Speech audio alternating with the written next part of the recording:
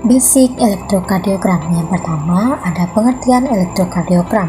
Elektrokardiografi yaitu ilmu yang mempelajari aktivitas listrik jantung, sedangkan elektrokardiogram yaitu suatu grafik yang menggambarkan rekaman listrik jantung.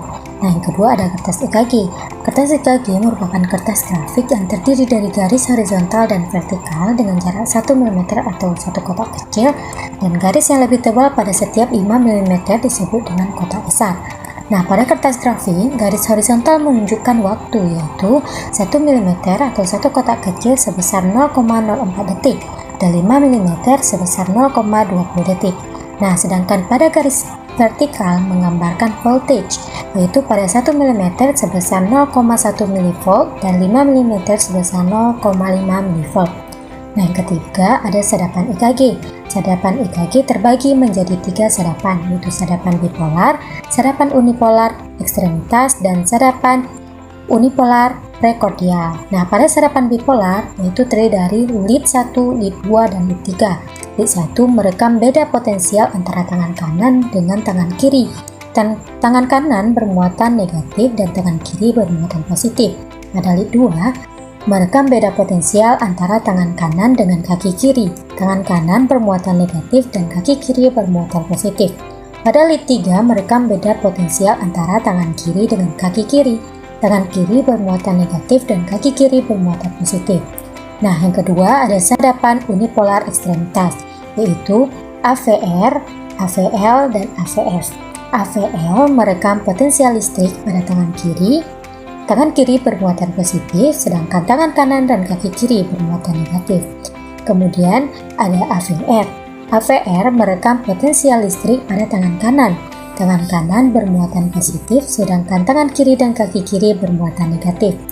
Lalu ada AVF. AVF merekam potensial listrik pada kaki kiri. Kaki kiri bermuatan positif, sedangkan tangan kiri dan tangan kanan bermuatan negatif. Yang ketiga ada sadapan unipolar prekordial, yaitu V1 hingga V6. V1 terletak di ruang interkostal 4 garis sternal kanan. V2 terletak di ruang interkostal 4 garis sternal kiri. V3 terletak di pertengahan antara V2 dan V4. V4 terletak di ruang interkostal 5 garis midclavicular kiri. V5 terletak sejajar dengan garis V4 garis aksial depan, dan V6 terletak sejajar V5 garis aksial tengah.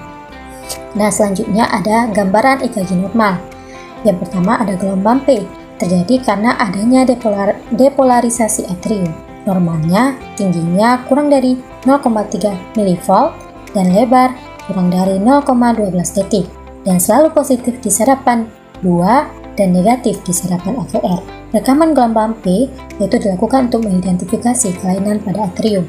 Nah, yang kedua ada interval PR, diukur dari permulaan gelombang P sampai dengan permulaan kompleks QRS. Nah, rekaman interval PR yaitu untuk mengidentifikasi kelainan sistem konduksi. Nah, interval PR normal yaitu 0,12 hingga 0,20 detik. Nah, yang ketiga ada kompleks QRS, yaitu gambaran yang ditimbulkan oleh depolarisasi ventrikel. Normalnya yaitu lebarnya 0,06 hingga 0,12 detik dan tingginya tergantung lead. Nah, pada kompleks QRS yaitu ada gelombang Q, gelombang R, dan gelombang S. Gelombang Q normalnya itu kurang dari 0,04 detik lebarnya dan kedalamannya kurang dari sepertiga tinggi gelombang R. Dan gelombang R merupakan defleksi positif pertama pada kompleks QRS. Umumnya positif di lead 1, 2, V5, dan V6.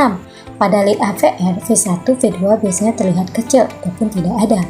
Lalu ada gelombang S, merupakan defleksi negatif sesudah gelombang R. Gelombang S terlihat lebih dalam di lead AVR dan V1. Nah, yang keempat ada gelombang T, yaitu gambaran yang timbul akibat repolarisasi ventrikel.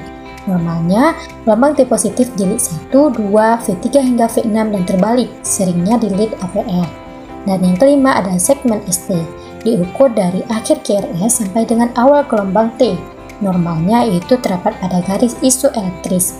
Rekaman segmen ST itu dilakukan untuk mengidentifikasi elevasi pada injuri atau infark akut dan depresi pada iskemia.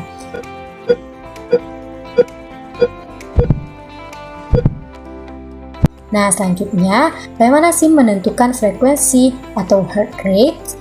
Nah, cara yang pertama yaitu kita mengukur frekuensi atau heart rate, yaitu yang pertama 300 dibagi jumlah kotak besar antara R ke R, atau boleh juga dengan menghitung 1500 dibagi dengan jumlah kotak kecil antara R ke R.